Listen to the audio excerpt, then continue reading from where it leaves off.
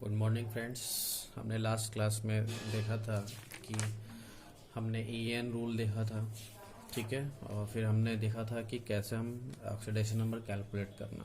देखो EN निकाल और साथ ही साथ हमने कोऑर्डिनेशन नंबर निकालना भी देखा था, ठीक है।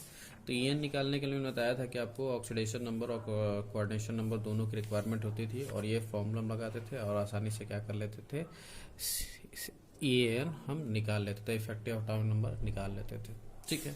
आगे बढ़ते हैं। आज का टॉपिक है जो हमारा वो है IUPAC nomenclature of coordination compounds. Coordination compounds के लिए हमें नोमेनक्लेचर करना है। तो देखो नोमेनक्लेचर आपने 11th में भी ऑर्गेनिक कंपाउंड्स के लिए किया होगा, तो वहाँ पे आपने देखे थे कि कुछ चेंजेस करने पड़ते थे, कुछ रूल्स लिखने पड़ते थे। तो यहाँ पर भी कुछ रूल्स हैं कोऑर्डिनेशन, लेकिन उतने ज़्यादा रूल्स नहीं है जितने कि आपने ऑर्गेनिक में देखे थे। ऑर्गेनिक में कुछ ज़्यादा ही रूल्स हैं, वो काफ़ी कंफ्यूजिंग हो जाता है अगर आप प्रैक्टिस नहीं करोगे अच्छे से तो। बट यहाँ पे ज़्यादा रूल्स नहीं है, यहाँ पे 5-6 रूल्स हैं, बस उन्हीं रूल्स को फॉलो करना है आपको और सारे कोऑर्डिनेशन कंपाउंड्स का आप क्या कर सकते हो, नोमेनक्लेचर कर सकते हो, ठीक है। तो रूल्स जानने से पहले मैं थोड़ा सा आपको चेंजेस के बारे में बताता हूँ कि पहले जब आप कोऑर्डिनेशन का रूल्स जान लिए, रूल्स जानने के बाद जब आप नोमेनक्लेचर करोगे तो कुछ चेंजेस करने पड़ते हैं। तो पहले वो चेंजेस हम देख लेते हैं और उन चेंजेस को देखने के बाद हम रूल्स पढ़ेंगे और रूल्स पढ़ने के बाद कुछ क्वेश्चंस ट्राई करेंगे कि कैसे नोमेनक्लेचर कर देंगे, ठीक है। और उसके बाद कुछ होमवर्क मैं आपको दूंगा जो आप खुद घर पर ट्राई करना। चलो तो सबसे पहले चेंजेस देखते हैं। देखो चेंजेस क्या करना है, चेंजेस हमें किसके लिए करना है, एनायनिक लिगेंड के लिए। मैंने आपको टाइप्स ऑफ लिगेंड में बताया था एनायनिक लिगेंड, भैया जिस लिगेंड के ऊपर नेगेटिव चार्ज होगा वो हमारा क्या होगा, एनायनिक। तो देखो जो एनायनिक लिगेंड होते हैं उनके नाम के लास्ट में अगर ये ID IT और AT अगर आता है तो जो लास्ट का ई टर्म है, लास्ट का ई टर्म वो रिप्लेस हो जाएगा O से। जैसे ये IDE था, तो जब हम आईयूपीएसी नोमेनक्लेचर किसी आयनानिक लिगेंड का करेंगे तो उसको IDE ना बोल के लास्ट में क्या बोलेंगे, IDO, आयोडो, ITO को आयोटो, एटो। क्लियर है। जैसे एग्जांपल है, जैसे हम पता है कि Cl- आयन को हम क्या बोलते हैं, क्लोराइड आयन बोलते हैं। तो क्लोराइड लास्ट में क्या IDE आ रहा है, ठीक है। तो IDE क्या इसमें है, हाँ बिल्कुल। तो IDE को हम किससे रिप्लेस करेंगे, IDO से। तो इसको क्या बोलेंगे, chlorido. Cyanide, cyanido. Isocyanide, isocyanido. Thiocyanide, thiocyanido. Nitrite, nitrito. Sulphate, सल्फेटो।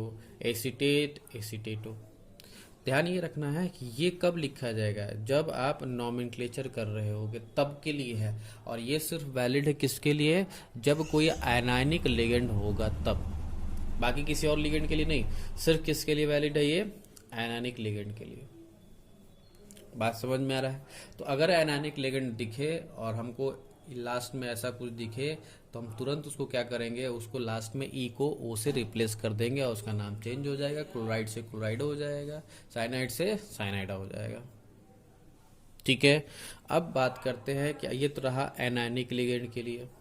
अब हम बात करते हैं किसी कैटायनिक लिगेंड के लिए। अगर कोई कैटायनिक लिगेंड है तो हमें क्या करना होगा, तो देखो कैटायनिक लिगेंड बहुत कम होते हैं, ठीक है।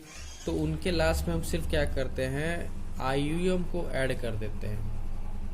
लास्ट में हम क्या करो, जो भी नाम होगा उसमें से आईयूएम ऐड कर, जैसे अमोनियम लास्ट में आईयूएम ऐड कर दिया गया।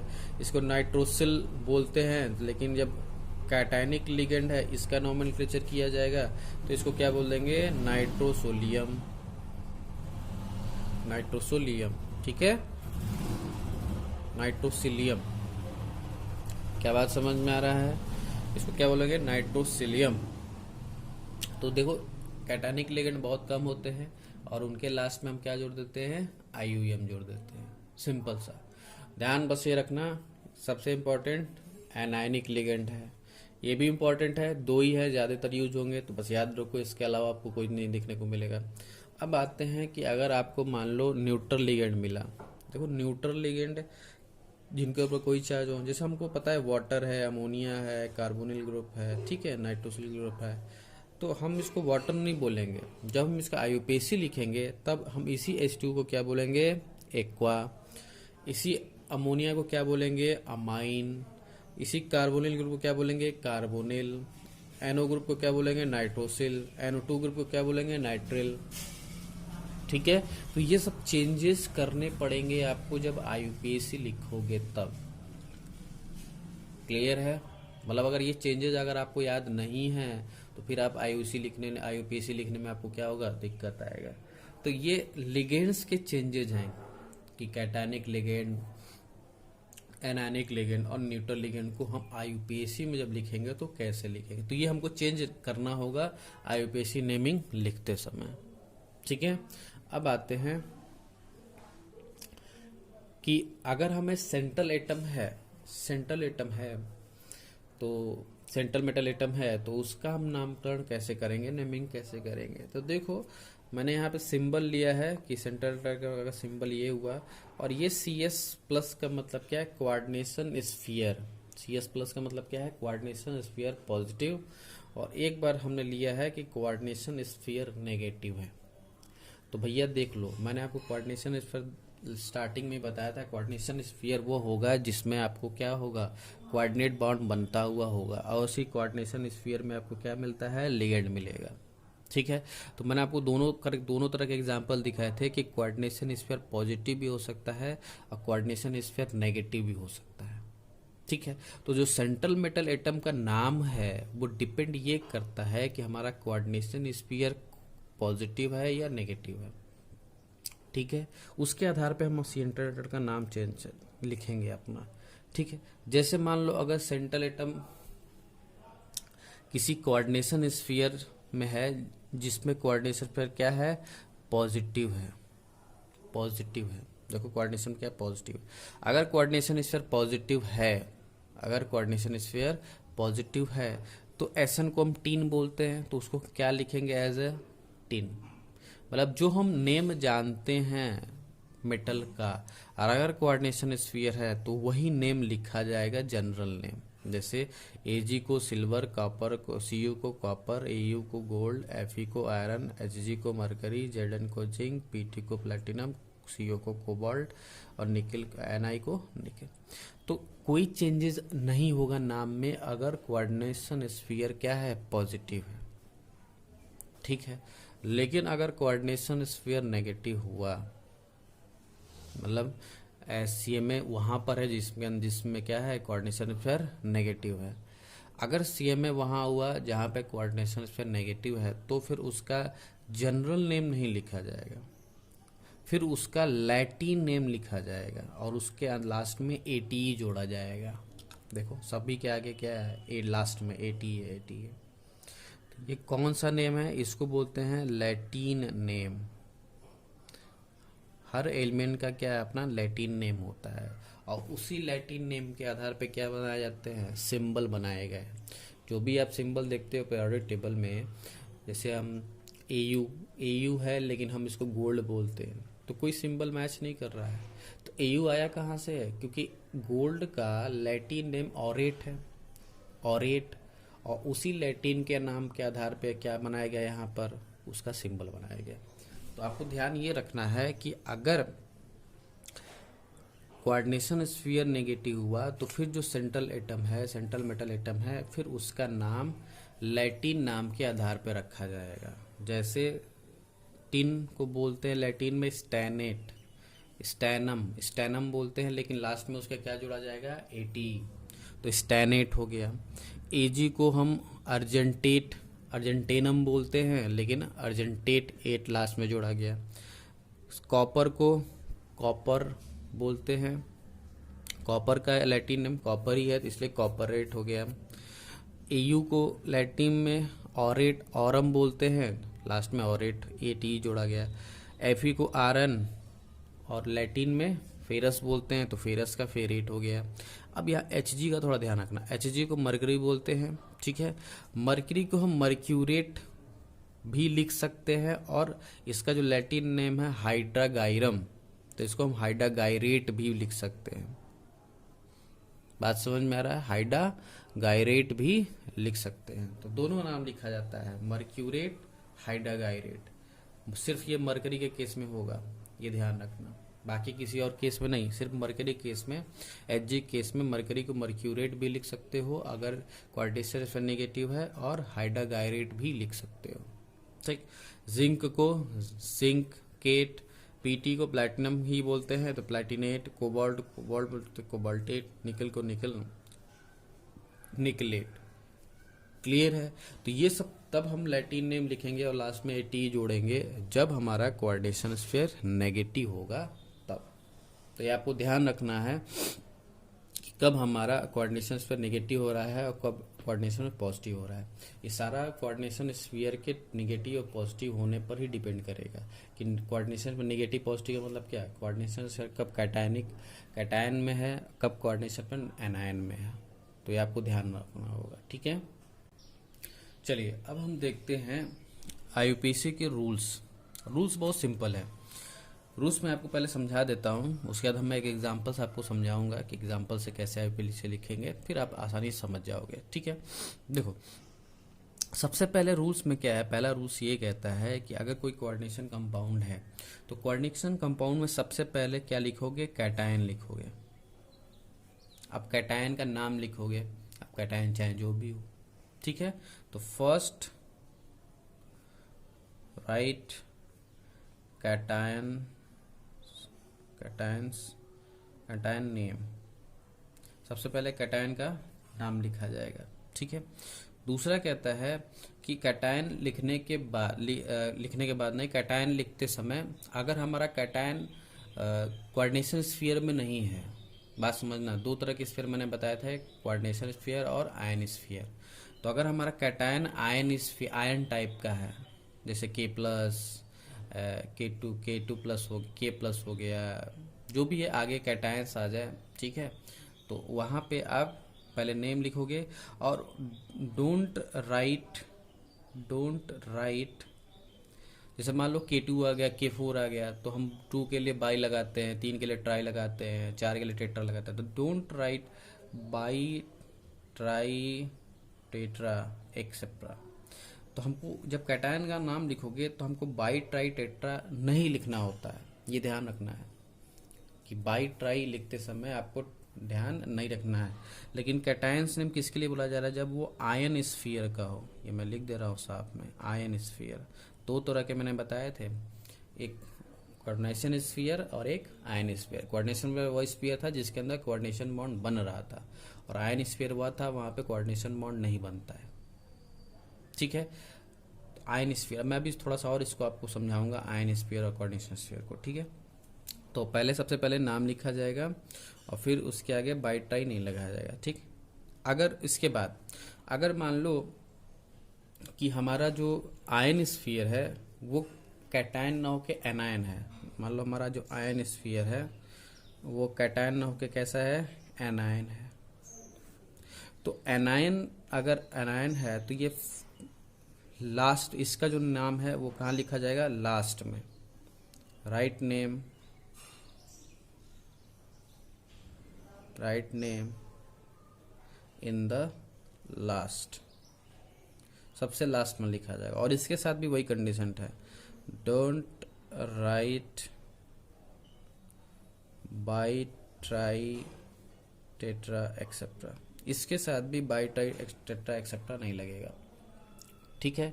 तो ध्यान रखना कि अगर कैटायन है, सब आयन स्फीयर कैटायन है तो सबसे पहले लिखा जाएगा और उसके साथ बाई, ट्राई, टेट्रा नहीं लगेगा।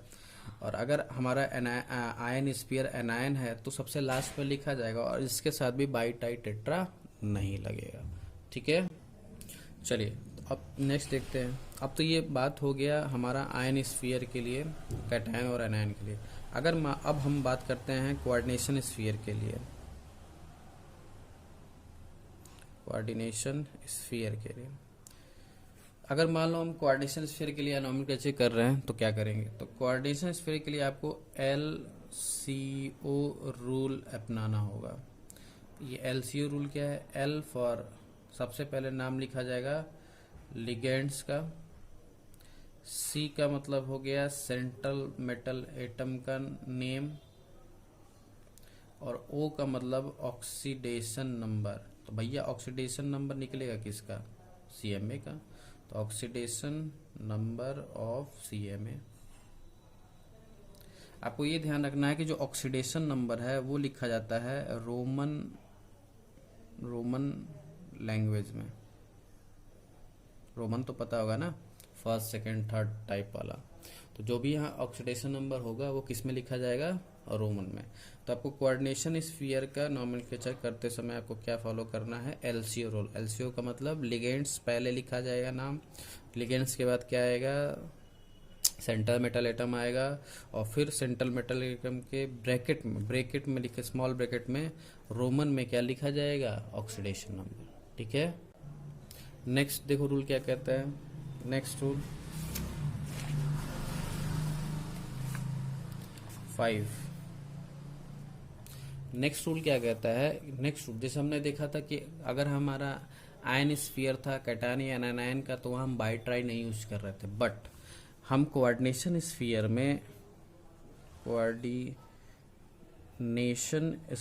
में लिगेंड्स के साथ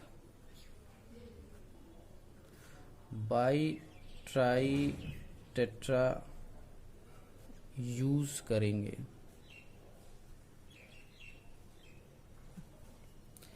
we use bi tri tetra for the ligands in coordination sphere. ठीक है। लेकिन हम आयन स्फीयर में बाई ट्राई टेट्रा का यूज नहीं करते, लिगेंड्स के साथ किया जाएगा। ध्यान रखने वाली बात यहाँ पर यह है कि अगर लिगेंड्स मैंने बताया था कि अगर लिगेंड्स मोनोडेंटेट हुआ, तो मोनोडेंटेट का मतलब जो सिंगल इलेक्ट्रॉन था, अगर वो मोनोडेंटेट हुआ और उसके मल्टीपल है, जैसे मान लो Cl है, Cl2 आ गया, 4 आ गया, ठीक है, तो उसके साथ हम बाई ट्राई टेट्रा यूज करेंगे। ठीक है, मोनोडेंटेट के साथ। लेकिन अगर वही लिगेंड्स अब मोनो को छोड़कर, जैसे मैंने by dentate, try dentate, tetra dentate, polydentate बताया था, तो उसको याद रखो। लेकिन यहाँ पे थोड़ा सा चेंज है, हम सिर्फ मोनोडेंटेट के लिए हम बाई ट्राई टेट्रा लगे। लेकिन जो भी जैसे बाई है, ट्राई है, टेट्रा है, डेंटेट, ये सब डेंटेट लिख देता हूँ, कंफ्यूजिंग हो जाएगा। By dentate, try dentate, tetra dentate और पॉलीडेंटेट, इन अगर कोई ऐसे लिगेंड्स है जो ये सारे हैं, बाई है, ट्राई है, टेट्रा, पेंटा, पॉलीडेंटेट है, तो उनके अगर मान लो जैसे EN है, EN हमारा बाइडेंटेट, तो EN का 2 आ गया या EN का 3 आ गया, तो फिर वहां पे हम बाई ट्राई नहीं लगाएंगे, फिर वहां हम लगाएंगे 20 ट्रिस, टेट्राकिस एक्सेट्रा। ध्यान रखना है कि अगर लिगेंड हमारा मोनोडेंटेट हुआ तो बाई ट्राई टेट्रा से काम चल जाएगा। लेकिन अगर लिगेंड हमारा बाई डेंटेट, ट्राई डेंटेट या एक से ज़्यादा डेंटिसिटी जिनकी रहती है, ऐसे लिगेंड्स है और उनके मल्टीपल मॉलिक्यूल्स यूज हो रहे हैं, तो फिर वहाँ पे हम bi tri tetrakis use 20 tris tetrakis use करेंगे। क्लियर है। छठवां रूल क्या कहता है? छठवां रूल ये कहता है कि अगर मान लो कि हमारे कोऑर्डिनेशन स्फीयर, ये सारे कोऑर्डिनेशन स्फीयर के लिए मैं बता रहा हूँ अभी, कि अगर मान लो हमारे कोऑर्डिनेशन स्फीयर में एक से ज़्यादा टाइप के, if more than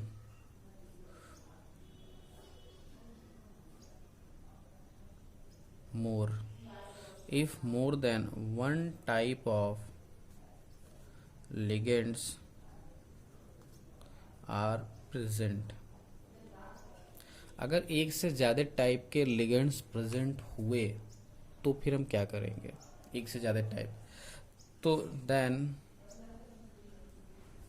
write name of ligands by alphabetically order. हम तब क्या करेंगे, लिगेंड्स के नाम के आधार पे अल्फ़ाबेटिकली ऑर्डर में लिखेंगे। सबसे पहले वो जो अल्फ़ाबेट में पहले आएगा, दूसरा, तीसरा। मान लो कोई ऐसे दो लिगेंड हो गए जिनका पहला लेटर मैच कर रहा है, सेम है, तो भैया दूसरे लेटर के अल्फ़ाबेट पे जाएंगे। दूसरा भी मैच किया तो तीसरे कोई ना कोई एक अल्फ़ाबेट डिफर कर जाएगा, और जो अल्फ़ाबेट में पहले आएगा उसको पहले लिखा जाएगा, बाद में आएगा बाद में लिखा जाएगा। बस ध्यान ये रखना है कि आप जब अल्फ़ाबेट देखोगे तो उस देखते समय उसके आगे बाई, ट्राई, टेट्रा इनके अल्फ़ाबेट नहीं दिखा जाएंगे, या बिस, ट्रिस, टेट्राकिस इनके अल्फ़ाबेट नहीं देखे जाएंगे। सिर्फ किसके अल्फ़ाबेट देखना है आपको, लिगेंड्स के। सिर्फ लिगेंड के आपको अल्फ़ाबेट देखना है, और अगर लिगेंड के आप अल्फ़ाबेट देख पाओगे तो आप आसानी से क्या कर सकते हो, उनका नामकरण कर सकते हो। ठीक है, बात समझ में आ रहा है? तो ये कुछ रूल्स हैं जो आपको ध्यान रखने हैं। ठीक है, तो ये सारे रूल्स किसके लिए थे, कोऑर्डिनेशन स्फीयर के लिए। और एक रूल मैंने बताया आयन स्फीयर के लिए। तो आयन स्फीयर का रूल बहुत सिंपल है कि कैटायन होगा तो पहले लिखोगे और उसके साथ बाई ट्राई ट्रिस नहीं यूज करोगे। ठीक है, और अगर आयन स्फीयर में नेगेटिव होगा तो उसको लास्ट में लिखोगे, और उसके आगे भी उसके साथ भी बाई बिस ट्रिस मतलब बाई ट्राई टेट्रा का यूज नहीं करोगे। सिर्फ ये बाई ट्राई टेट्रा कहाँ यूज होगा, जब हमारा कोऑर्डिनेशन स्फीयर में लिगेंड्स मल्टीपल में हो, तो वो भी मोनोडेंटेट होगा तो बाई ट्राई लगेगा। और अगर लिगेंड हमारा बाईडेंटेट या पॉलीडेंटेट है तो वो एक से ज़्यादा डेंटिसिटी रखता है तो फिर बिस्टिस लग से काम चलेगा। ठीक है, और जब एक से ज़्यादा टाइप के लिगेंड प्रेजेंट हो तो फिर हम उसको अल्फ़ाबेट के आधार पे पहले लिखते हैं। पहले लेटर अल्फ़ाबेट में जो पहला होगा उसको पहले, फिर धीरे धीरे बाद में, और उस तब वो देखते समय हम उसके आगे लगने वाला बिस्ट्रिस या बाई ट्राई हम उनके लेटर्स को ध्यान में नहीं रखते। तो ये इतने सारे रूल्स थे। ये सारे रूल्स अगर आपको याद होंगे तो आप आसानी से किसी का भी नॉमेनक्लेचर कर सकते हो। ठीक है, चलिए, तो अब आपको क्या करना है, right IUPAC nomenclature of following coordination compounds। आपको ये मैंने सारे कोऑर्डिनेशन कंपाउंड्स हैं, ठीक है, इनके आपको IUPAC नॉमेनक्लेचर करना है। ये है और साथ में ये भी है, आप पॉज करके नोट कर लेना। ठीक है, तो मैं आज नहीं बता रहा हूँ क्योंकि लेक्चर लंबा हो रहा है, आप नोट कर लेना और आप एक बार खुद ट्राई करना जो भी मैंने रूल्स बताए हैं। ठीक है, नेक्स्ट वीडियो में मैं इन सभी का आपको सॉल्यूशन करके दिखाऊंगा कि IUPAC कैसे लिखा जाएगा। ठीक है, तो आज के लिए इतना ही, बाकी मिलेंगे नेक्स्ट क्लास में। Thank you.